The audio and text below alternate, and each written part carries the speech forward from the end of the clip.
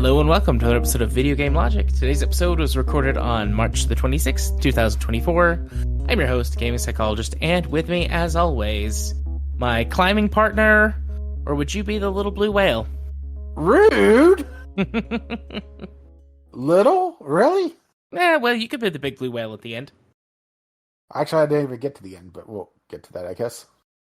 Caffeine Rage. Indeed. On today's show, we are going to discuss our March Gameclub, Jusant. We will tell you about our next Game Club game. And in the community corner, we're going to have a little discussion about Monopoly Go. I remembered, guys. Larian Studios won't make Baldur's Gate 3 DLC, expansions, or Baldur's Gate 4. Kotaku's editor-in-chief exits due to parent company's new guide directive. And Dragon's Dogma 2 comes with 21 DLCs, including fast travel and character editing functionality. Timestamps will be in the show notes following their respective topics. Hello, Rage. Hello. How are you? Sore. Nice. You're sore, and I'm sleepy. I'm here. I'm sitting on my heating pad. Feeling a little bit better now. Don't maybe get the foot spa out. I'll have a day at the spa, record. It'll be great, except for the noise of the bubbles in the background. Okay. I want bubbles. Like either blowing bubbles or a bubble bath. I could blow bubbles in my bubble bath. Blowing bubbles. Bubbles is back in town? You've seen him? I have. Wait, which one of the gay clown dads is that? The short, fat one. Let's be honest, they're all short and fat. He's the shortest. He's not the fattest, but he is the shortest. Oh, callbacks, right? Absolutely. My 10 gay clown dads one day. Netflix, are you listening? Mr. or Mrs. Netflix? Only if they have a war with the mom neighbors, you know? Dude, I'm gonna fucking make that a plot line in some tabletop game. It's gonna be like the players are gonna show up to the kingdom of the clown, and the ministry of the mimes is gonna be like across some river. They're gonna have to pick sides and fight a war. And meanwhile, Graham the hobo is just dressed as a ringmaster. Arr, matey, I be Graham the hobo. Graham the hobo showed up in the game that I play with my house, in my crazy, wacky living situation. He showed up, and one of the players was like, I love you, Graham. Will you marry me? He's playing a bard, so the bard, was in love with him instantly. Graham be flattered, matey, but Graham is not the settling type. He be the wandering type. Arr. Love Graham the hobo. Speaking of the wandering type. Right? That's actually a pretty decent segue to talk about this month's Game Club. For anyone who doesn't know, Game Club is a designated time where we play the same game at the same time. That has happened more over the years as we have formed into one giant homunculus of video game friend podcaster, but still, it's important that we guarantee that time and space, and we give the community opportunity to play it and send in things as well. Yeah, we know you're out there. We can hear you. Yes, we see the downloads tick down, and you guys send stuff into the show, so we assume you're listening. But no, this month we played Jusant. It sure is a game. It sure is an interesting experience. I'm convinced. Okay, so I had issues with the game on a technical standpoint, where it just would not.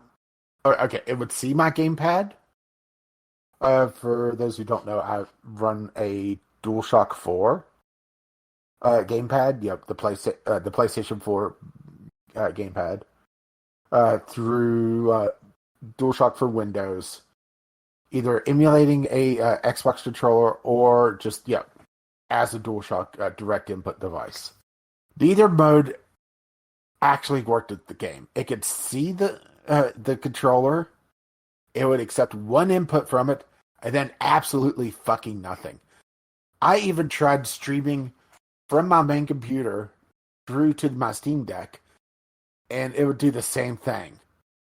I would get one input. It would see that there was a controller hooked up, and that's it. And Yeah.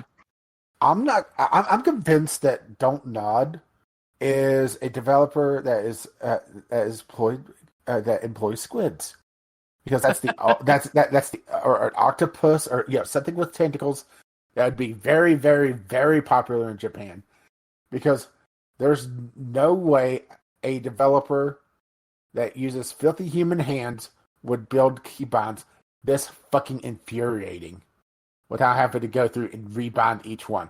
Thankfully, you can rebind them, and the fact that a little thing like interact with an object was completely fucking unbound from the default keybinds is fucking ridiculous. Just let it all out, buddy. It's okay. It's all right. Where did the game touch you? Well, not where I wanted to be touched. In your no square. I would. Oh, sorry. Go ahead.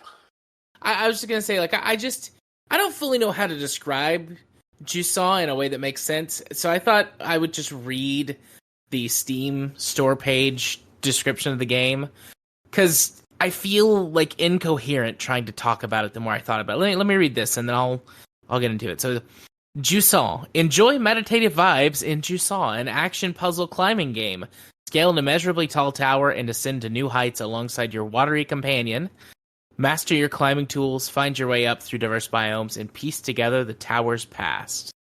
I don't know if that really actually did it justice either. Jusant is got to be, and I'm going to sound harsh, and I think that this game is just not for me, has got to be the most boring experiential game I've ever played, because none of its mechanics are things that I'm interested in. Well, I think it also doesn't help itself where it gives you pretty much everything right off the bat, and you don't really get a lot more of a gameplay loop outside of climbing. Which yeah. I know. Complaining about climbing in a climbing game, all right? But the idea is that there's nothing that expands upon the initial concept of your basic climbing. Well, the climbing is not interesting. That's the thing. They do not make it interesting. Jusant is, I mean, the base story. There is like a story that runs through this game, but it's all told to you via a little bit of environmental storytelling, but then also through like letters that you find about people who were here having a more interesting story than you did. And you're a guy. Oh no, it's the Fallout 76 problem. Yeah, you're a silly little guy, or maybe like a teenager. I'm not 100% sure what your age is supposed to be.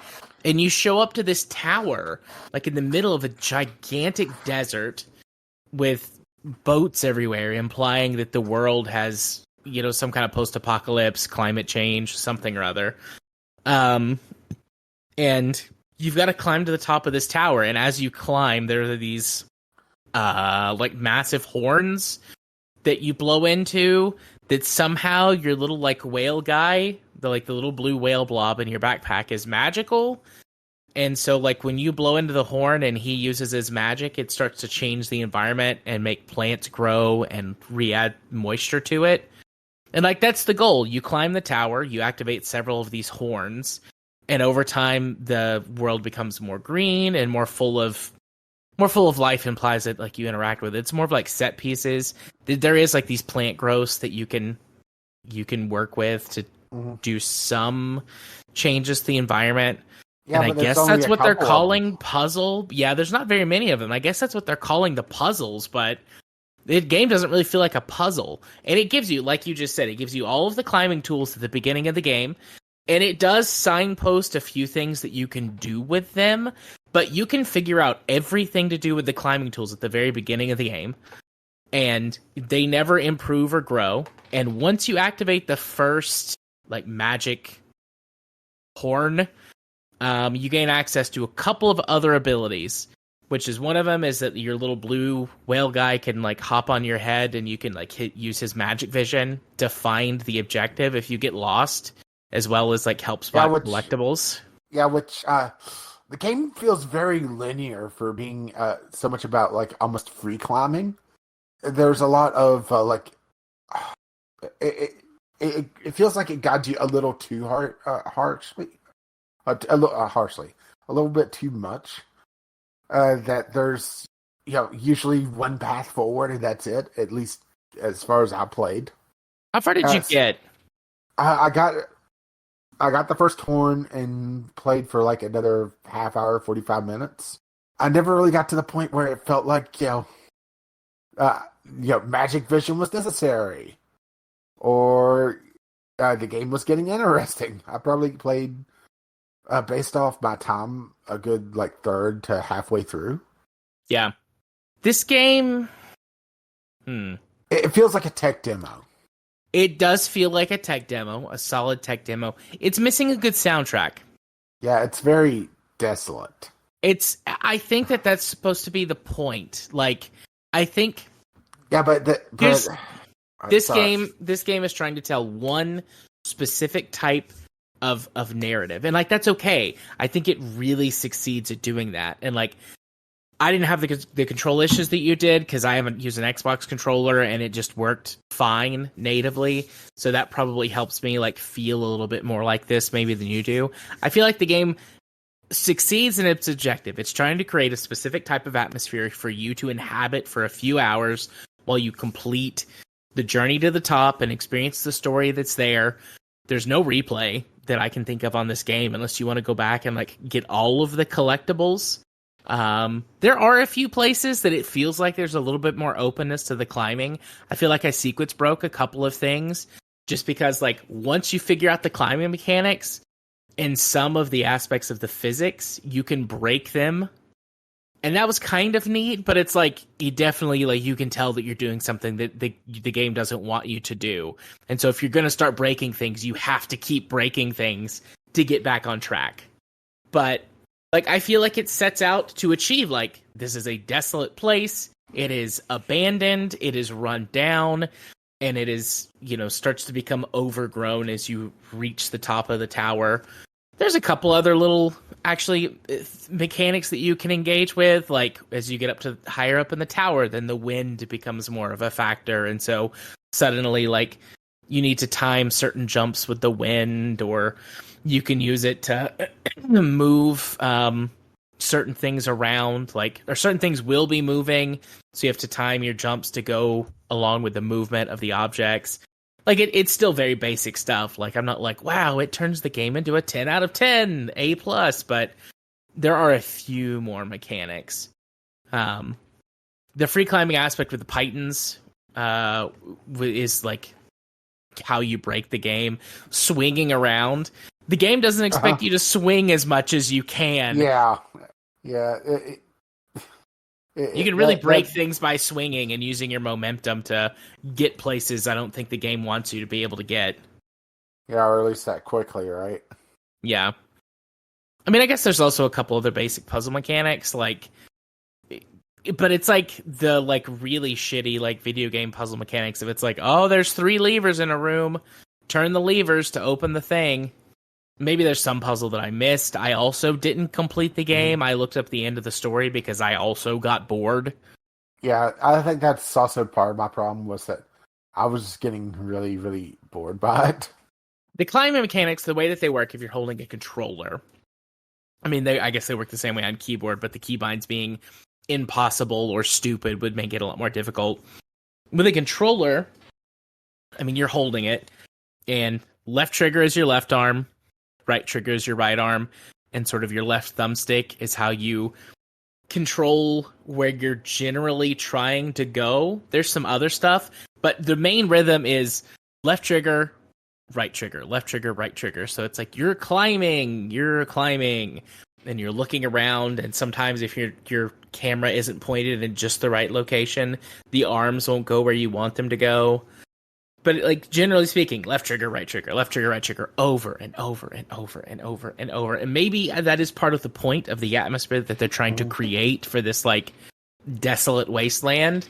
And I think it works for that, but it's so boring. And there is some background music. There are moments where you get to experience what I think are some very smooth, contemplative, peaceful tracks as part of a soundtrack. Peaceful music. But broadly speaking, it's just climbing and the sound of wind and the same like dozen rock crumbling sounds as you're climbing up a cliff face. Sorry, I decided just to take a look at speedrun.org just to see how fast people beat this game. Mm-hmm. And I kind of discovered there's a category called unrestricted because there seems to be a major physics problem with the game. I'm going to send you a link on Discord. I did not realize this was a thing. I think this would have made the game far more fun. It's 24 seconds. It's called the Flying Rope Glitch. Okay. All right. So you just do that over and over, I guess? Unrestricted beats the game in just under 47 minutes. Yeah. I don't know. I guess I should describe it. Basically, the game has essentially like a winch mechanic where you could connect a rope and use it to swing around. Well, there's some sort of sequence that you hit that causes you, instead of swinging back and forth, to just like kick off the wall and just kind of swing up like a giant pendulum. It allows you to get quite a bit of height. Yeah. Shoot, what was I gonna say? I had something I was gonna say. Oh, probably outside of like, I think it's boring because the gameplay and like everything like doesn't resonate with me. I think one of the biggest problems I had with the game was I did not feel like there were consequences for failure. Like, maybe it is possible to die, but despite occasionally falling off of things, because there's no penalty as long as you're tethered, you just like dangle, and then your character like rests and recovers your stamina. Like, you can rest while you're climbing.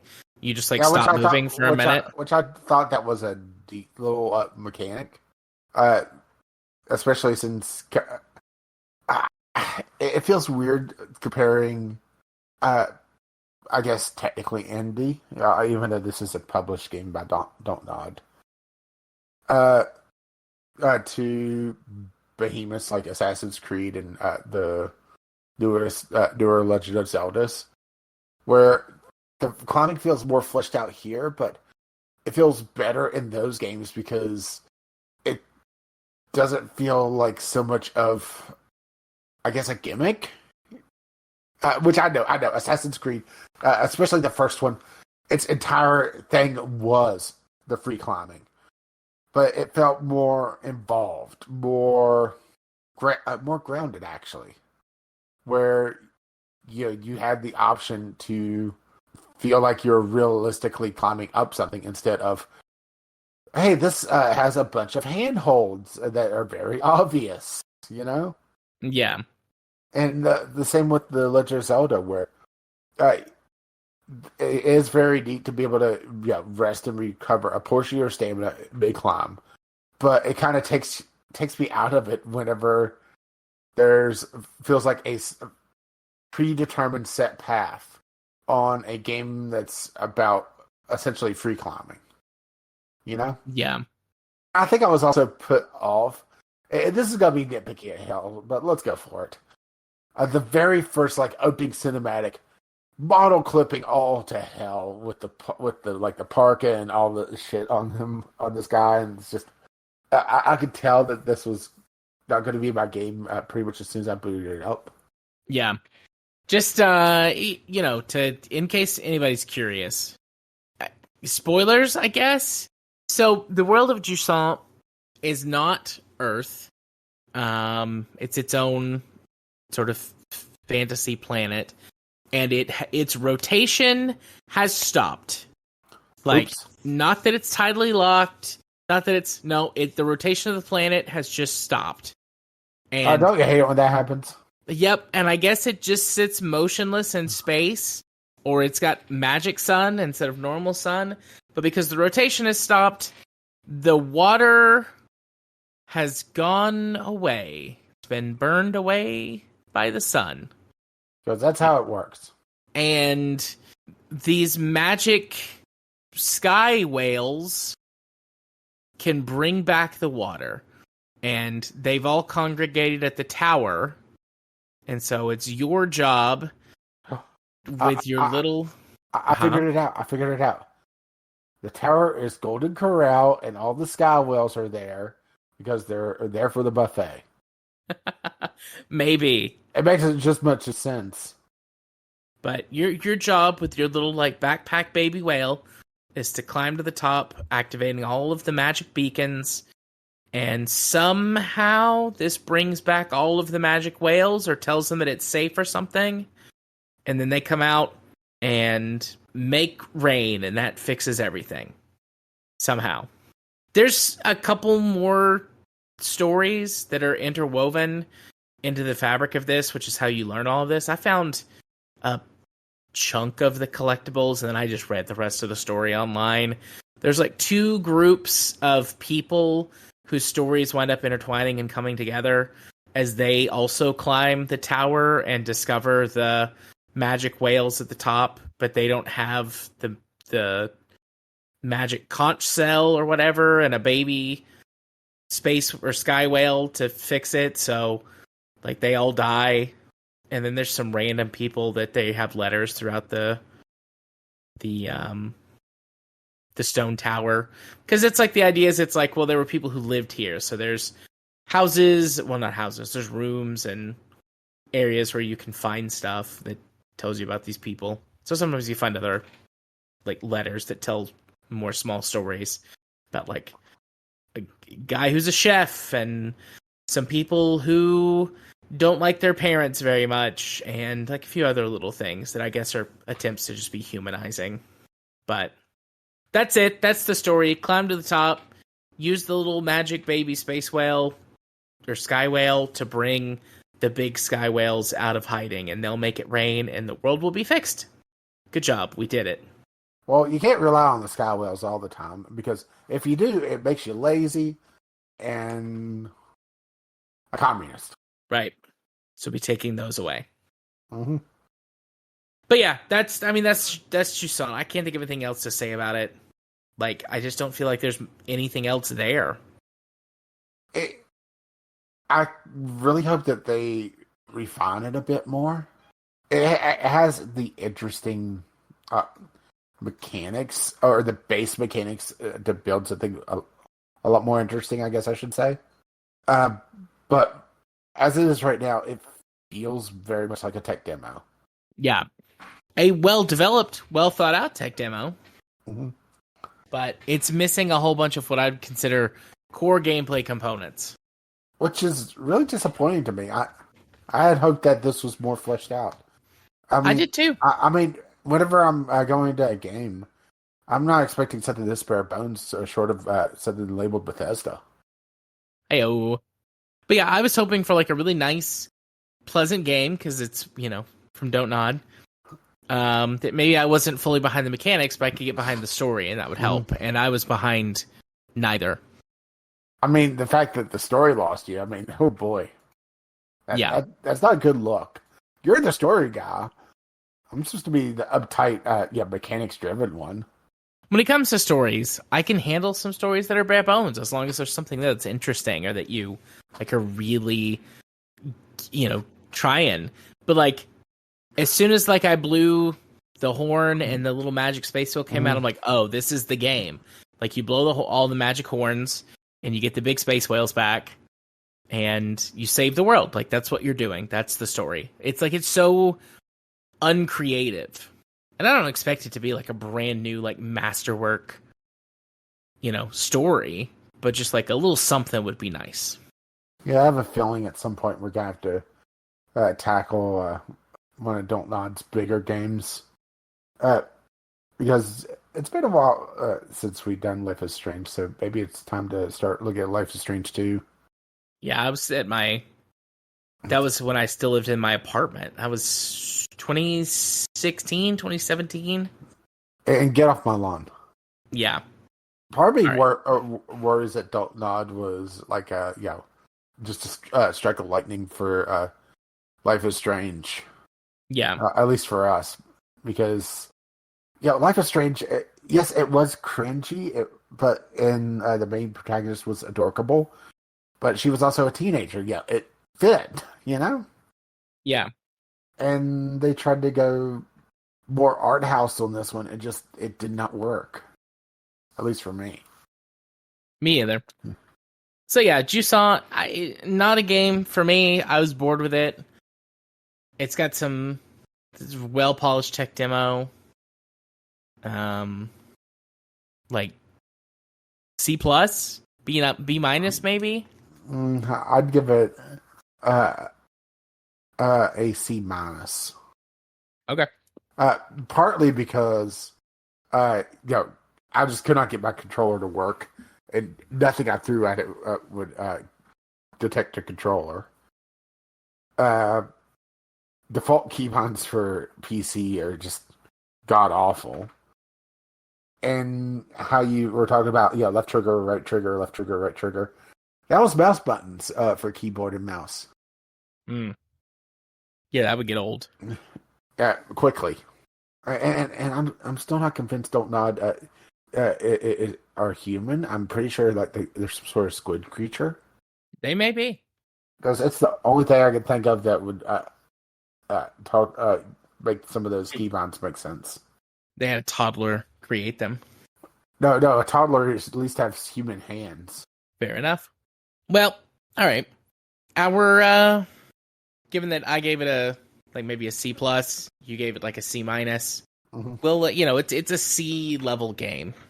It's hopefully definitely on a high C. Hopefully we like our next one better. Our April Game Club is going to be Endless Space Definitive Edition. Little 4X strategy game. Mm-hmm. Throw it in here. Looking forward to this one. Been a hot minute since I've played it, or in a while since I've really played any game like it, but it's time. I'd go for it. But, yeah. Moving on. All of our news stuff this week comes from the Community Corner. And we are going to start with a discussion about a question or a statement that was made and something. I don't remember how we got here, but I was like, I'll talk about this. This is within my purview of expertise as a mental health professional man. So there was a gym posted a screenshot of one of the Monopoly Go app developers talking about how that they had created a mini game that was like more engaging, not perfect, but something that was actually engaging, had some actual gameplay to it, and they pushed it out to the game, like the live version of the game, and players didn't like it, and the company didn't like it because it took 30 to 45 seconds to play, and that was time where they were not able to monetize the player base for this game. That's the short version. You can go look at and read it. It's, I don't know, 4 paragraphs of stuff from a Reddit post. Then that one gal, these companies figured out how to monetize the poke here for a dopamine hit for a particular subset of users. You responded, this is why I rarely play mobile games anymore. Well, there's good games out there. There's so much trash to wade through, just isn't worth it. And then Jim said, I just find it amazing that people reject games with gameplay in favor of Skinner boxes. And then I said, I don't. Someone remind me next week. I'll talk about this on the show. I mean, Skinner boxes, that's the entire MMO genre these days too, isn't it? Yeah, more or less. I mean, a Skinner box is in psychology, like literal boxes that were built to test animals, pigeons. There were some others that they tested, but essentially it was you push the button, you get a treat of some kind. And they observed that animals would do this. They could be taught very quickly how to complete simple commands or perform certain behaviors, and that doing so would get them a treat. It was also observed that animals were just as sort of ritualistic as people were in terms of like correlation, causation. And so if they randomized the drops a little more, in this case it would be, treat pellets or whatever, but extrapolating to gameplay mechanics, if they randomized the drops a little bit, these animals would get into like weird little behavior patterns, whether they would like do a little dance or they would spin in circles, because that's what they thought would make them get the treat. And even if they went, 5, 6, 10 times in a row without getting a treat, if they still got a treat on that 11th time, then they would keep doing the dance, because maybe this time is the time that the dance gets me the treat. And people do that in all kinds of situations, not just like whenever you're gambling or being exploited by companies, but like we develop little rituals and things. And that's why the idea of like having good luck charms come from. But people are not, like, free will is an illusion. To a certain extent, we can make choices when all of our other base needs are met, but people are governed by the same, like human beings are governed by the same basic laws that all the other animals are. We need shelter, we need food, we need some kind of companionship. And honestly, like, the two things that we need the most are like shelter and food in order to survive. We are the human animal. So, if those things are met, then we can sort of move up and move on towards other goals, other directed behaviors, and that idea of like free will starts to come up a little more. But at the end of the day, we all have our little ape brains that just want to survive, just want to feel good, just want to get the treat box. And occasionally go take a shit. Yes. Now, mobile games, I'm going to do a little bit of summarizing and kind of generalizing here. So obviously, like, on certain trends, certain whatever, your mileage may vary. Broad strokes. Mobile games are advertised towards people who don't have a lot of time, don't have a lot of energy, or don't want to put a lot of effort into something. Mobile games are millennials and Gen Z and maybe Gen Alpha, we'll see as they get older, their TV, vegging out in front of the TV. It's the same equivalent. So in order to tap into that other audience of 40 and 50 somethings, maybe even 60 somethings, who just like need something to do, they want to turn their brain off for a while, mobile games have by and large become that thing. And so when you interrupt the routine, like think about someone, an old person, fucking boomer, watching TV, and you come to interrupt them for something else, even if it's more stimulating, it's more rewarding, it's more interesting, they will reject it because that's not what their brain is seeking. That's not the comfort that their brain is seeking of the just, no, I'm going to do the thing. This feels good. This feels right to me. And they reinforce it. Monopoly goes specifically, but just because that's what we were talking about. But a lot of mobile games will do this. They will reinforce it with those little hits, those little shots of things. TV does this too. Things in shows, tropes, things that pop up in shows, the way that advertisements are designed, the way that programming is broken up, like, we get, you get your little hit of dopamine by watching your mindless show. You get your little hit of dopamine by playing your mindless mobile game. And so it doesn't surprise me that someone who I'm assuming is younger, someone who is invested in gaming, someone who is, they're literally a game design professional.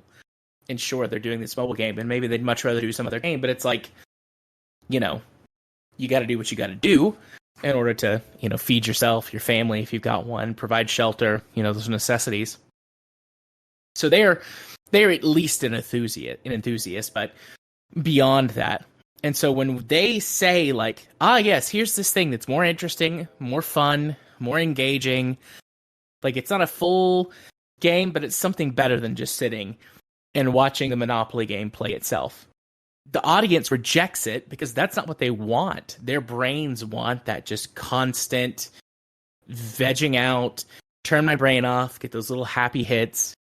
So it doesn't surprise me that the audience for mobile games rejects the idea of more engagement and stimulation in their medium. Because, again, to use the example of, the late Gen X or the boomer watching TV, in the evening after work, they just want to turn their brain off. They don't want stimulation. If they did, they'd watch some kind of indie film, a foreign film with subtitles. That takes too much effort. They have to engage too much with it. It doesn't give them the happy little shot of dopamine. So it does not surprise me that people would rather not play a game and just let the game play itself and watch it play itself. That doesn't surprise me, because that's already a behavior that we observe in human beings in other mediums, in other ways that they will passively, air quotes, engage with something. Does that make sense? Yeah, I think so. So that's within my wheelhouse. Free will is an illusion. And I still find mobile gaming incredibly boring because it's all playing itself, like you said. Mm-hmm.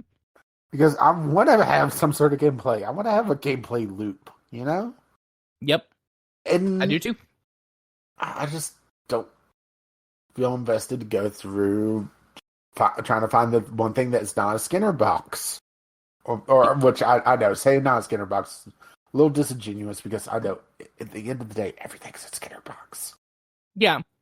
Skinner boxes, though, were distillations of that reward. Yeah. How about something that has more than one button to press, right? Yeah. I mean, hell, I'm sitting here, I'm looking at the free-to-play games on Steam, and it's the big live service games, and then you start getting into the porn. Only need to push one button for the porn game. Mm-hmm. Wink. I'll be pushing all the other buttons with my other hand. Bad touch. Good touch for me, baby. But yeah, that's just a brief, like a super duper brief breakdown of that. I mean, if people have questions, if they want to have a deeper conversation, or if I said something that doesn't make sense or maybe wasn't 100% accurate, like I was making some generalizations there, but I can get off in the weeds and the nitty gritty about this kind of stuff. While my master's thesis was on the psychology of video games, I didn't do a lot of mobile game dissection. Well, it was still in its infancy at the time, wasn't it? Yeah, it was almost a decade ago now that I did my master's thesis. And yes, mobile gaming existed, but it was like Candy Crush, which I can't believe I'm going to fucking say this, but Candy Crush has got so much more game in it than these idle and clicker games that exist, air quotes, games. And I hate saying that too, because it's like there are very good idle and very good clicker games that do something interesting with the genre, do something interesting with the mechanics. So it's just these either creatively bankrupt or so corporate, so greedy developers that ruin that experience, because they just want to turn on the money printer. Oh, see, they don't have all the money. So can you really blame them for wanting all the money? You're right. I forgot about that. How dare I? Shame on me. But no. There you go. Clear as mud, right? Mm-hmm. All right. So our next thing, our first sort of proper article for the night, Larian Studios won't make Baldur's Gate 3 DLC expansions or Baldur's Gate 4. Yeah, which on one hand is a little disappointing. Yeah, still definitely not playing a future Game Club game, right? Definitely not. But I also see where they're coming from, because they spent 10 years on Baldur's Gate 3 and its full development? Did they really? 10 years? Or something like that? I don't know that. Hang on. Sorry, 6 years. Okay. Which is still up there, especially for modern game development, right? Yeah. So, while it's a little disappointing that they're not expanding upon it, substantially, they still are talking about some patches and some additional stuff. Having, a set essentially ending, is a nice change of pace from seeing so much live service shit, pushed out over and over again, right? Yeah. And I could definitely see where they, want to get back to their own thing too, because Larian has the Divinity Original Sin series going. in their other Divinity games as well, because it's not just Original Sin. It's just kind of what's put them from a double A to like a uppercase double A. Yeah, the rumor that I read about, and like to my knowledge, this is purely rumor, purely speculation, was that they are going to take lessons learned from Baldur's Gate 3 and apply it to Divinity Original Sin 3, which I could appreciate. I mean, we were having a discussion. We didn't record it. We just didn't have Craig up as early this evening, but the short version of what we were talking about was that you and I both appreciate things from Baldur's Gate 3, which may or may not be discussed in more detail on a potential future game club.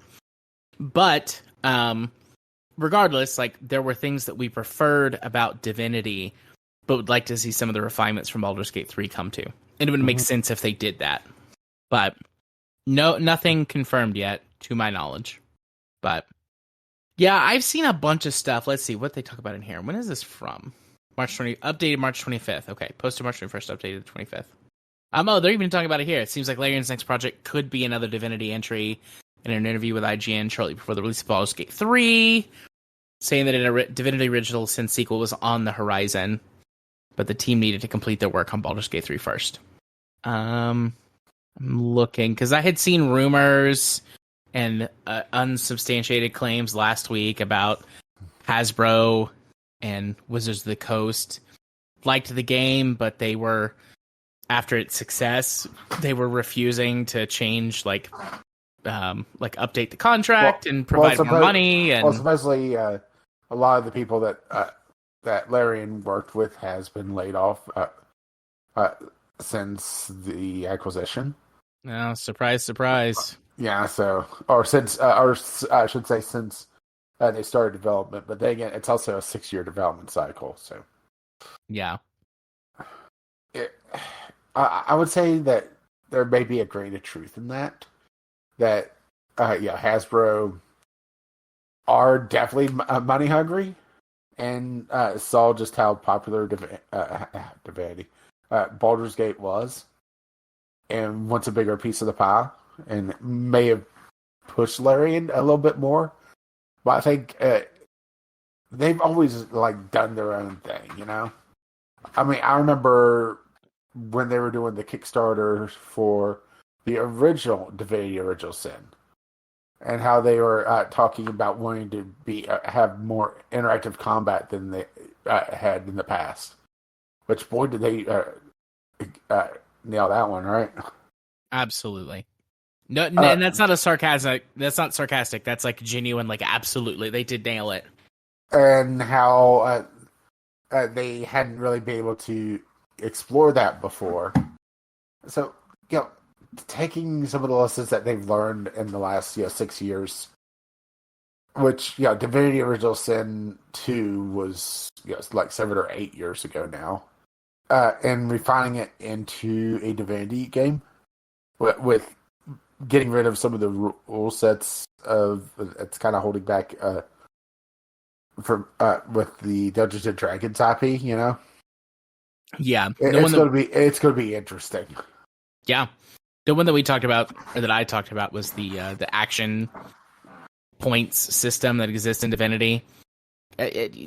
Baldur's Gate is saddled up to D&D's action, bonus action, movement, reaction, which is fine. I'm not complaining about that specifically. It's fine, but I like Divinity's action points, where that based on some of your character stats and some other stuff, it's doing certain things requires this many action points, and in a turn you might have 10 action points, and that means that depending on what you choose to do, you might be able to do 2 things, 3 things, and so any 2 or any 3 things, and so it opens up the possibility for more intricate, in-depth combos or interactions, particularly with the environment.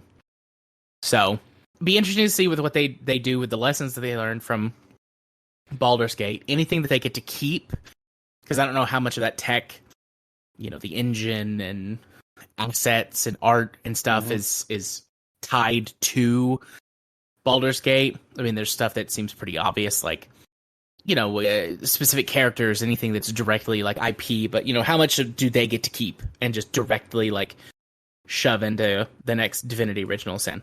I don't know, but I'm looking forward to it. Yeah, I'm looking forward to getting away from the Dungeons and Dragons spell system, because it does get a little restrictive, doesn't it? Yeah, I mean, I love the problems too, right? D&D is designed as a tabletop gaming experience first. And no matter how hard you try, no matter how good of a job you do, and spoilers, Baldur's Gate 3 does a fucking great job, but you're still limited by the fact that you're not sitting at a tabletop playing with the theater of the mind. And so lots of things that in tabletop are much more expansive and much more open to interpretation and player creativity because they're designing around a system that is inherently restrictive because it is a video game that requires input, output, rules, logic, etc. And you can't just hand wave or go with rule of cool. It limits a lot of the spells and effects. So they did a lot of things that expanded on the tabletop, and that's something that I would talk about much more as someone who plays a lot of D&D in a hypothetical future tabletop or hypothetical future gaming game club. But they expanded a lot on the tabletop stuff, but it's still restrictive. It's still restricted to its origins, which Divinity is not, because they're making it whole cloth. They can do a lot more of whatever they want. Yeah, with blackjack and hookers. Absolutely. So, yeah. Sad day on Divinity, or not Divinity, on Baldur's Gate DLC expansions or Baldur's Gate 4. But Divinity 3? Please. So, let's see. Our next article. Kotaku editor-in-chief exits due to parent company's new guide directive. Oh boy. I'm going to rest my throat a minute and let you talk about this one to start. I will admit that I don't really go to Kotaku, actually ever. What about you? No, not really. So, according to this article from GameIndustry.biz, the main reason why the CEO, editor-in-chief has been ousted is that they're wanting to push a more guide-oriented structure for the new site, blog, rag. That's the word I'm looking for. Gaming rag. What? And I know the cutting out all the pauses is going to ruin the timing of that, but yeah, I had a long pause there to try to come up with what I really think of Kotaku, and yeah, I'm thinking like National Enquirer levels, Yeah. But buried in this article, according to a source familiar with the matter, Kotaku staffers are expected to create 50 guides in total a week. Now, we don't have any info on how big their staff is, but they're looking to be more focused on information, which is actually a little bit of a surprise with Kotaku, but building around like flavor, almost like a flavor of the month or even flavor of the week gaming god thing going on, just based off this article, as far as I can tell. And yeah, it's just mind-boggling that this is not okay. Saying this is not evergreen content is a little disingenuous because, eventually guides will pop back up, and for very popular games, we'll get probably a little bit more of a long tail. But it feels very short-sighted that that's what they're going to focus on compared to everything else. Correct. But whenever I'm going for a guide, I'm looking at YouTube. Yeah, correct. But what I'm cynical as fuck, and I'm pretty sure what this is them saying, well, how can we get eyeballs to our site at all times? Mm-hmm. Guides. Like, games come out, people search up how to do whatever with XQuest. So if we can shove all of those guides on our front page at all times, we will get more impressions, more engagement, and can sell more ad slots or get more ad revenue because we'll have more impressions. That's my, not guess. Like, I feel like I can say I know that has been at least stated, if it's not the explicit goal, like behind the scenes. Well, I mean, here's the thing: is that they're also going to focus less on gaming news, which I know Kotaku gaming news, but yeah, it feels like they're shooting themselves on what they're known for, which is editorialized news content for something that's available pretty much everywhere else, without the flavor of the site that's hosting. You know, Yeah. which I know Kotaku, it's not a good flavor, but it's kind of the point of it is that if you're looking for Kotaku style, editorialized content, that's where you're going for it. A guide is not really going to be reflective of a site's political or political leanings, which I know Kotaku does really push their political stuff as well. But it's just straight up information, and part of me wonders if they're pushing for this much God content this quickly. There's no way that their staff is writing all that. Yeah. I do wonder where they're getting that, because that's a lot of God content pushed out in a weekly basis.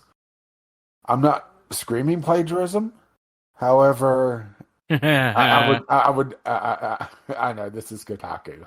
This is Kotaku, right? But it would not surprise me. Yeah. I don't see how this does anything.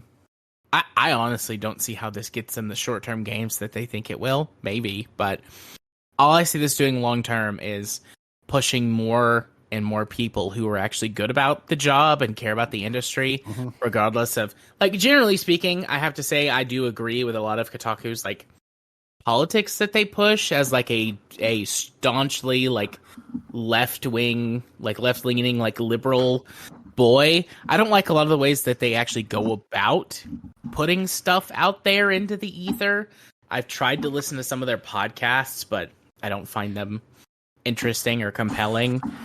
But, you know, they do have some occasional, like, breaking news journalism, and they do have, like, some interesting...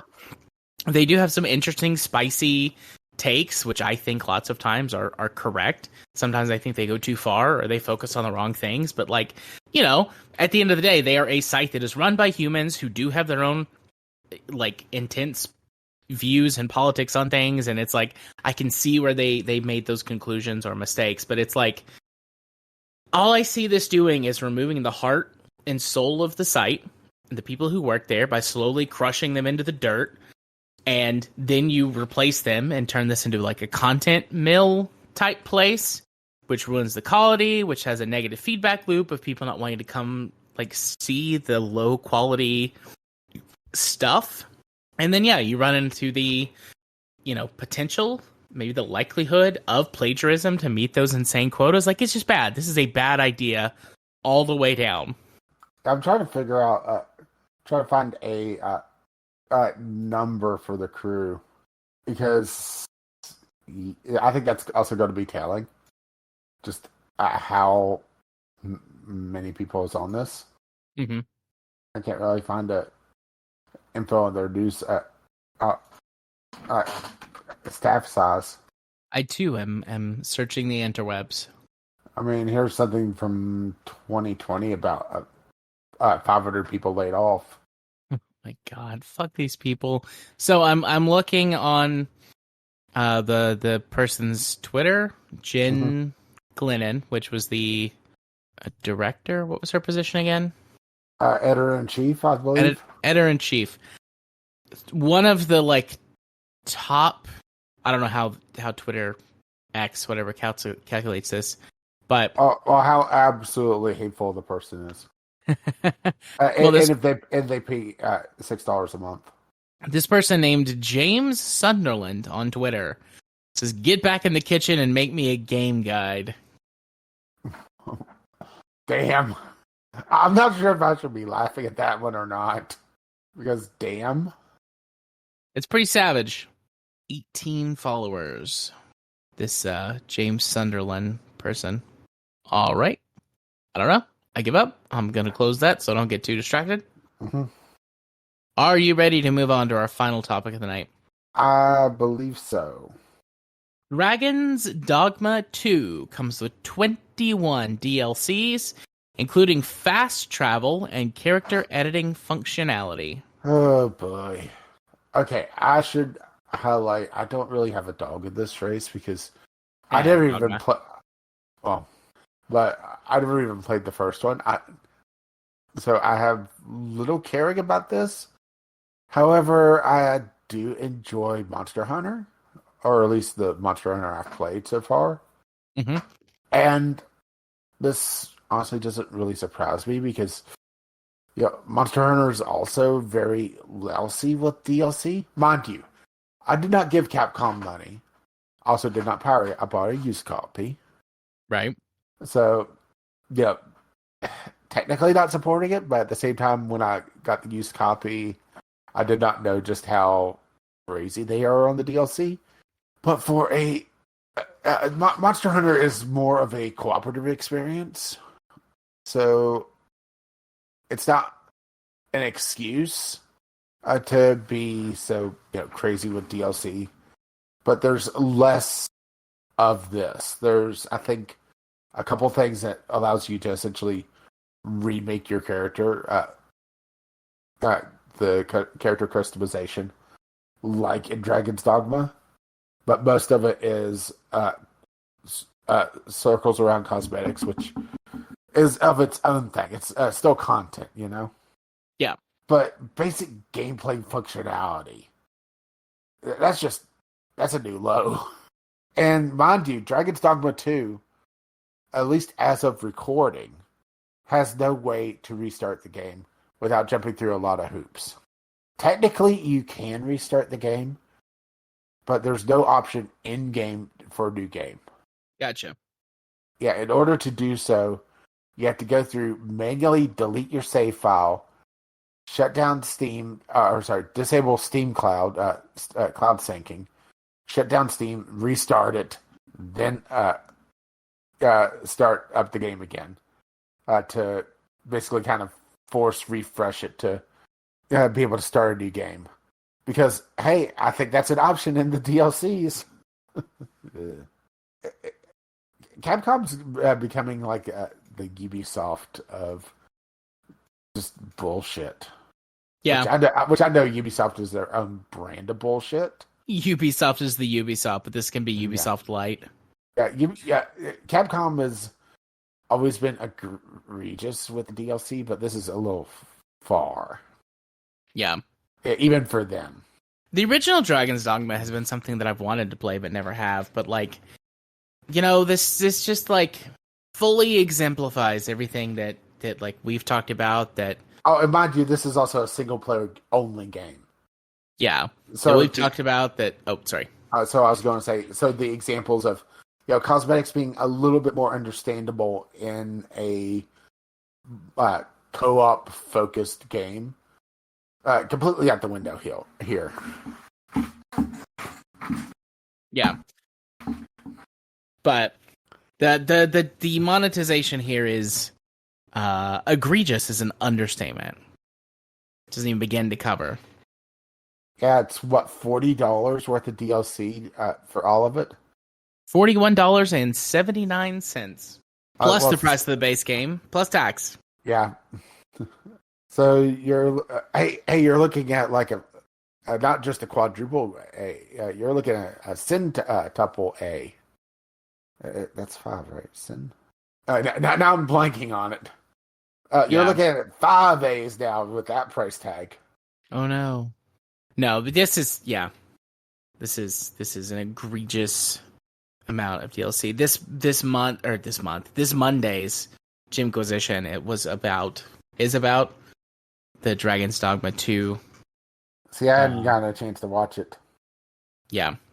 So, but it's about it, and the idea of games withholding sometimes essential or mostly essential functions, and things. Yeah, so art assets, but essentially pieces of the game that it withholds and then tries to sell to you later, or does sell to you later.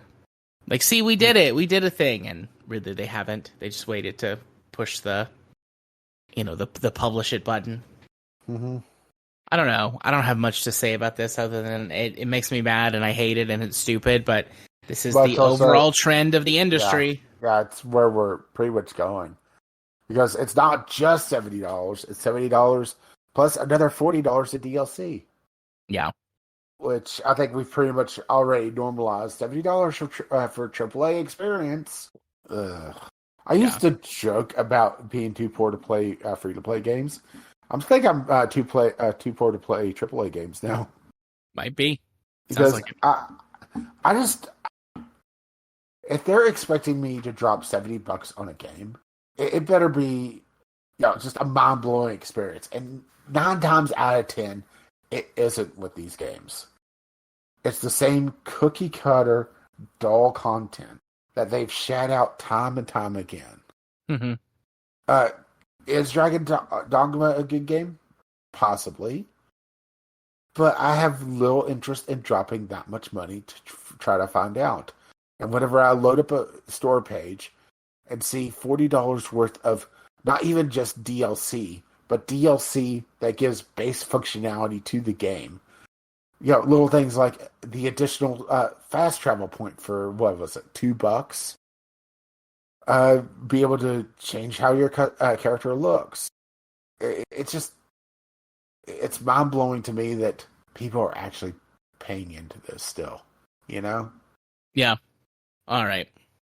I think that about does it. Mm-hmm. So, Rage, where can people send us things if they want to? Well, if they want to hear us bitch and moan about the state of things, you can send us the state of things at VGLpodcast@gmail.com or VGL Podcast on the Twitter. Yes, I'm still dead naming it. Or if you wish to drop by the Discord, you'll get to find a link to that over at VGLpodcast.podbean.com. Are you there? Yeah. Oh, are you there? It was just like super duper quiet. I'm like, my recording fix it in post. My recording looked pretty good, or at least the waveform did. I mean, it is my voice, so there's only so much it can do. Sexy voice. I don't know. I'll fix it in post. Or whatever magic I do, I will fix it, right? Absolutely.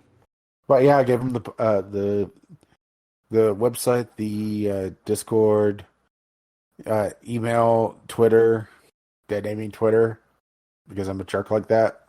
Right. I guess I'll tell him where I can be at Twitter, because fuck it, it's Twitter. At JMA4707. Find me on Blue Sky, same handle. Talk to me on our Discord. I mean, I guess you could send me some message on Steam or whatever, but nobody ever does that, which is fine. I'll be around, being weird. There, I did it. It's all disjointed. Because for some reason you were just dead quiet on my end. Yeah. For a minute or whatever. Maybe it's Discord screwing up again. Perhaps. Carry on though. Take us home. Well, we'll scroll back up to the top. Once again, you can send us your your stuff to VGLpodcast@gmail.com, your voicemails, gaming related topics, anything you wish us to talk about. You drop by the Discord, which you can find a link to that over at VGLpodcast.podbean.com right there at the top. And our lovely, lovely patrons have made this madness possible. You can find out more about that over at patreon.com/VGLpodcast. Our intro and outro music is on the ground by Ken McLeod. You can find his work over at incompetech.com. And as always, as his lovely music starts to roll across my voice. Bye-bye now. See ya. Bye.